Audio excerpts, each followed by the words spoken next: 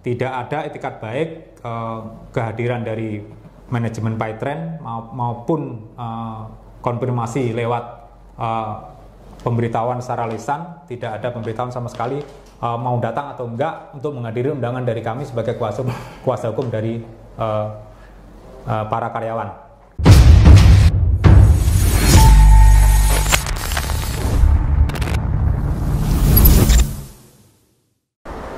Bismillahirrahmanirrahim. Assalamualaikum warahmatullahi wabarakatuh. Kembali lagi bersama Khalid Al Walid. Oke, saudaraku, sahabatku, kembali lagi bersama Khalid Al Walid. Dalam video kali ini kita akan bersama-sama menyimak video dari Bapak Zaini Mustafa dan rekannya pengacara. Di sini mereka mewakili karyawan-karyawan PayTrend. Di mana di sini beliau ini mengungkapkan bahwa dia mengundang Yusuf Mansur dengan surat, namun tidak hadir gitu. Tidak sesuai dengan apa yang selama ini Yusuf Mansur keluar-keluar di media sosialnya. Saya pernah nonton di Instagram, Yusuf Mansur bilang begini, ngapain kalian sibuk di media sosial, ngapain kalian sibuk upload masalah-masalah ini di YouTube, kenapa saya tidak dipanggil gitu, kenapa saya tidak diundang, kenapa tidak datangin saya, biar kita selesaikan masalah secara langsung gitu.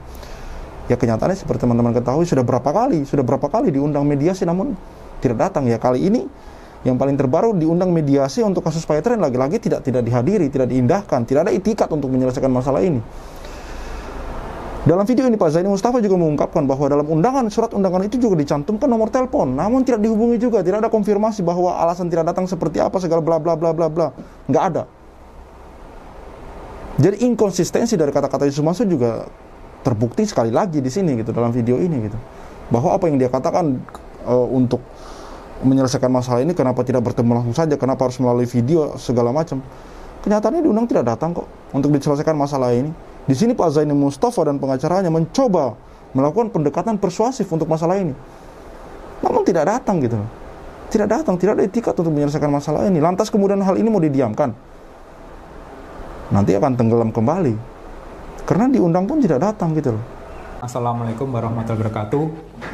Hari ini kami di sini dalam rangka menunggu berkaitan dengan undangan kami sebagai kuasa hukum dari ex karyawan PayTrend yang sebagian besar telah di PHK atau dalam rangka PHK, namun tidak ada kepastian dari pihak PT PayTrend. Makanya hari ini kami menunggu kedatangan daripada perwakilan atau manajemen dari PT Veritra Sentosa Internasional atau yang dikenal dengan PayTrend guna melaksanakan bipartit.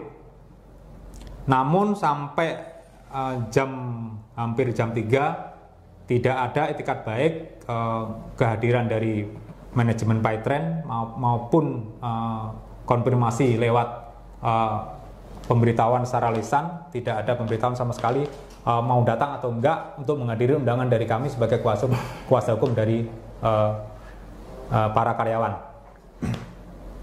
Cukup mungkin akan kami serahkan rekan kami untuk selanjutnya mekanisme yang akan ditempuh apabila undangan ini tidak dipenuhi oleh pihak manajemen PayTrend. Terima kasih. Sesuai dengan Undang-Undang Perburuhan, sebelum itu masuk ke Depnaker, maka kami harus melakukan perundingan terlebih dahulu yang biasa disebut dengan bipartit. Bipartit itu biasanya kehendak kedua belah pihak untuk menyelesaikan secara baik-baik, kan begitu. Namun karena ini sudah lewat waktunya lama, sehingga para karyawan, 14 karyawan ini memberikan kuasa kepada kantor kami untuk menyelesaikan permasalahan ini dengan pengusaha, yaitu PT PSI atau PayTrend. Nah, ternyata dengan adanya kuasa tersebut, maka kami beretikat baik untuk mengundang pimpinan PT Veritra Sentosa Internasional atau biasa disingkat dengan PayTrend atau PSI ya. Namun sesuai dengan kami undang di sini agendanya, waktunya yaitu pukul 1 atau 13 sampai dengan selesai. Tapi ini hingga pukul 3 ternyata juga tidak ada kehadiran dari PT PSI atau tidak ada juga berita konfirmasi mereka bisa datang atau tidak, sehingga kami menganggap bahwa ini menandakan bahwa sudah tidak ada itikat baik untuk menyelesaikan. Namun kami untuk memenuhi ketentuan sebagaimana dalam Undang-Undang Perburuhan tetap akan mengajukan surat lagi, ya, jadi menyampaikan surat lagi, undangan yang kedua untuk Bipatrit. Nah, ketika nanti Bipatrit tidak, tentu kami tidak datang, tentu kami akan melanjutkan proses selanjutnya. Proses selanjutnya adalah mengajukan permohonan untuk Tripatrit kepada suku dinas Kota Bandung, suku dinas transmigrasi dan tenaga suku dinas tenaga kerja dan transmigrasi Kota Bandung itu. Nah, selanjutnya ya kalau nanti memang di Tripatrit juga nanti tidak ada itikat baik dan tidak ada penyelesaian di sana, ya tentu kami akan meminta anjuran untuk berperkara di PHI, kan begitu. Saya kira itu. Ada pertanyaan mungkin? Mungkin ada pesan khusus Pak kepada perusahaan ini Pak terkait mengapa Pak tidak datang atas undangan ini Pak? Kalau konfirmasi tidak ada, padahal kami di sini mencantumkan nomor telepon yang bisa dihubungi. Harapan saya ya sebagai perusahaan yang berlabel syariah, ketika tidak bisa datang ya mereka mengatakan oh kami tidak bisa datang, atau mereka minta tempatnya dipindah di tempatnya di mana atau waktunya. Harapan kami itulah, kami masih mengharapkan persuasif dan ada itikat baik lah untuk menyelesaikan.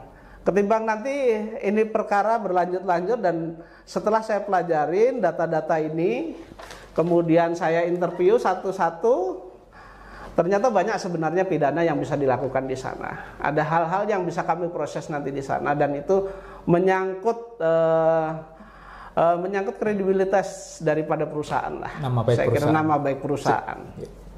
Jadi jangan sampai nama baik perusahaan dipertaruhkan dengan permasalahan dengan karyawan ini gitu.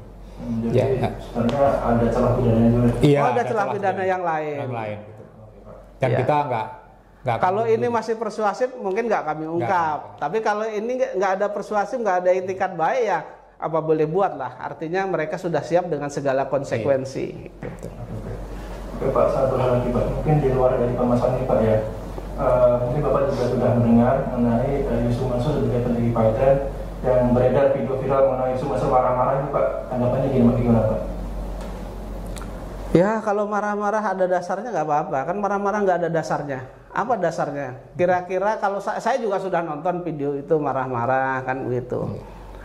Justru saya bertanya ini sekarang, apakah itu watak seorang ulama besar atau kiai besar? Saya selama ini berteman, bahkan guru-guru saya juga, karena saya SD-nya di Nahdlatul Ulama, kemudian dari Nahdlatul Ulama juga masih di pendidikan Islam juga di MTS, kemudian MAN, kemudian Universitas Muhammadiyah. Artinya semua dalam koridor yang ngajar itu orang-orang Islam lah gitu.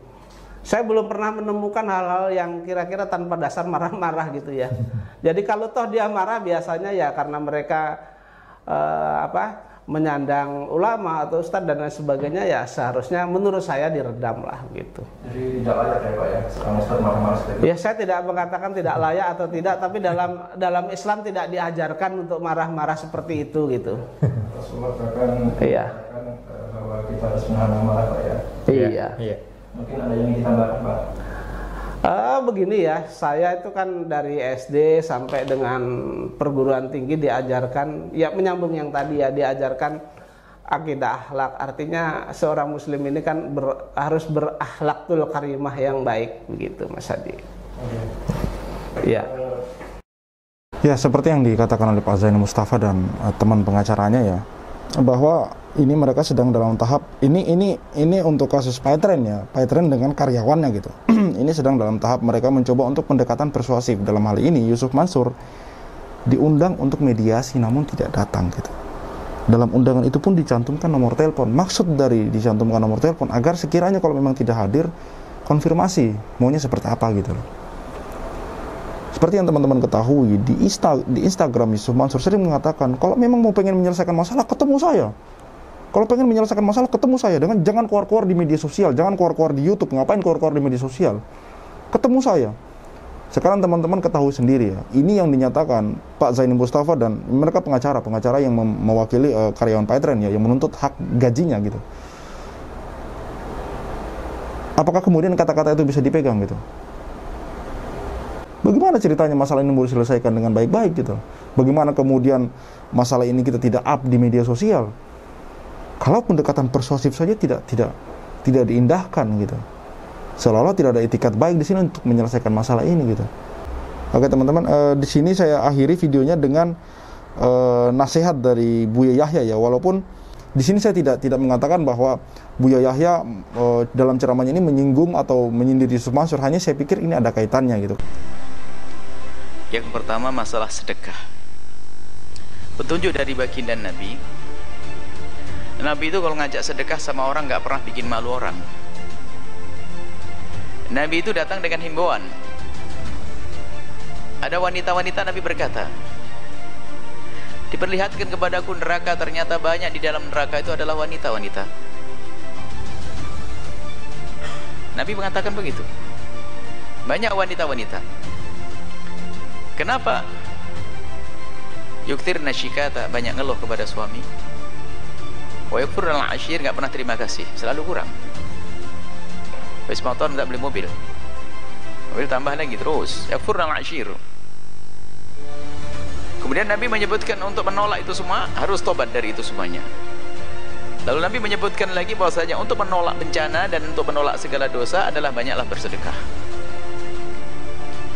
Diberi himbauan begitu, langsung bersedekah. Ada yang lepas kalungnya, yang lepas anting, yang lepas ininya, semuanya. Lalu pulang kembali kepada suaminya dengan baik, tobat, benar. Itu cara Nabi. Kemudian kalau kaum pria, ini ada begini, siapa yang berinfak, pahalanya begini, bersedekah begini. Itulah cara Nabi. Bukan menunjuk, ente ngasih sedekah ya, cincinmu bagus, jual ya. Ini nggak ada begitu. Nabi tidak mengajarkan begitu. Nah, itu membuat orang lari dari kebaikan. Kalau dengan cara menunjuk, meminta, itu seperti merampok. Rampok pakai malu itu. Merampok kan pakai pedang dengan rasa malu. Kalau tidak ngasih kan malu. Misalnya kita minta, itu jamnya bagus buat saya ya. Itu sama ngerampok, kasih buat saya. Mana?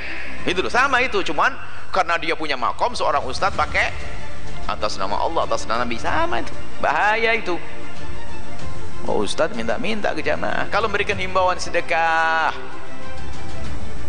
kan biasanya ngomong, Buya tidak paham-paham tuh, suruh megang kotak dia pegang beneran, tidak ngisi-ngisi ya, didoain saja semoga paham. Ini nggak paham misalnya ini. Nah ini ya tetap tidak boleh kita bikin malu. Bikin malu nggak diajarkan oleh Nabi SAW, atau bikin orang lari. Ini masalah sedekah.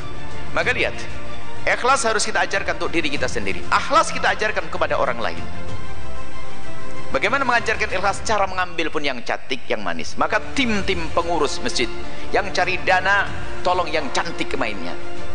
Ada sebagian yang kalimatnya itu kalimatnya Masya Allah, kalimatnya bukan kalimat beriman. Yang penting banyak cepat jadi, terserah ente ikhlas gak penting. Oh gak begitu dong. Kalau gak ikhlas kasihan dong dia bersedekah. Masuk kalimatnya yang penting banyak, gak apa-apa gak ikhlas Pak Haji. Kok begitu dia gimana? Masa Pak Haji yang ngasih duit bisa biar boleh masuk neraka? Kita itu membuat masjid untuk mengajak orang masuk surga. Yang bersedekah pun bagaimana dia dengan penuh kerelaan, senang masuk surga. Sudahlah, jangan dikit-dikit, ikhlas dikit. Mending banyak gak ikhlas gak apa-apa. Ini kadang muncul kalimat begitu. Ini panitia yang salah alamat. Tapi panitia yang mainnya cakep cantik, orang terpesona dengan program, rindu untuk mengikutinya, lalu dia keluar. Ditahbib, dirindukan berbuat baik, dirindukan untuk melakukan kebaikan. Sebenarnya itu bukan dibikin malu sampai ngeluh. Ini satu sisi. Kalau Anda sebagai ustadz, pengurus masjid, pengurus ini, jangan bikin malu. Kadang-kadang cara minta sumbangannya begini, pakai nama, dikasih angkanya 500.000. Akhirnya ke tetangga sebelahnya, Pak Haji berapa? Pak Haji masa cuma 200, tetangga aja orang melarat ngasih 500. Pak Haji mana? Ini ngajak jor-joran ini. Saya sangat sepakat sekali dengan Buya Yahya ini ya, Ustadz Buya Yahya ini. Ini kalau menurut saya inilah ulama yang salah satu ulama yang teman-teman perlu dengar gitu. Apa yang dia bahasakan itu berdasarkan dalil dan enak kita dengar gitu loh teman-teman. Saya kalau misalkan konsep sedekah seperti apa yang dipaparkan oleh Buya Yahya, inilah konsep sedekah yang harusnya kita imani, harusnya kita percaya gitu. Maksudnya yang harus kita ikuti gitu. Kita bersedekah, bagi para penarik sedekah ini membuat program, ada program nyata, jadi orang-orang itu paham sedekahnya itu larinya kemana, diperuntukkan kemana gitu. yang jelas untuk sosial gitu ya teman-teman. Tidak kemudian arah dan tujuannya nggak jelas, arah sedekah itu kemana gitu, hanya karena ada iming-iming tertentu gitu. Dan di sini yang saya garis bawahi bahwa sedekah itu tidak membuat malu gitu, tidak mempermalukan. Penarik sedekah tidak mempermalukan sang pemberi sedekah, diajak ke depan seolah-olah ya kayak terpaksa gitu loh. Itu teman-teman harus garis bawahi. Jadi selama ini yang kita kritisi itu bukan sedekahnya, tapi caranya, konsepnya. Ada beberapa ustadz yang juga memang dia itu memotivasi sedekah apa segala macam, di ceramahnya dia memotivasi sedekah, tapi setiap kali dia ceramah, saya pernah beberapa kali merekam ustadz, dia ceramah, dia di ujung-ujung ceramahnya itu memotivasi jamaah ini agar bersedekah. Karena menurut saya memang jamaah ini juga harus dimotivasi agar dia itu bersedekah. Tapi yang menerima ataupun yang menarik sedekah itu tuh dari NGO, dari lembaga-lembaga penarik sedekah gitu loh. Ibaratnya ada pihak ketiga di sini. Dan tidak ada iming-iming nanti bakal diganti 10 kali lipat, bakal diganti 700 kali lipat, apalagi dihitung nominalnya. Orang sedekah 1 juta dibilangin bakal kembali 10 juta gitu loh. Itu yang selama ini kita kritisi teman-teman. Tapi kita tidak pernah meminta dibalikin sedekah dari jamaah ini, enggak. Yang kita minta dikembalikan itu adalah orang-orang ini yang korban investasi. Ada perbedaan di sini antara sedekah dan investasi, beda. Kalau yang sedekah ini cukup kita doakan saja semoga amalnya diterima oleh Allah Subhanahu wa taala gitu. Dijadikan pahala untuk mereka-mereka yang bersedekah ini. Adapun kita meminta kembali itu adalah uang-uang yang investasi, bukan yang sedekahnya. Ada dua di sini. Jadi Yusuf Mansur atau pihak Yusuf Mansur ini ketika jalan ini ya ada dua, mereka meminta sedekah dan juga investasi gitu loh.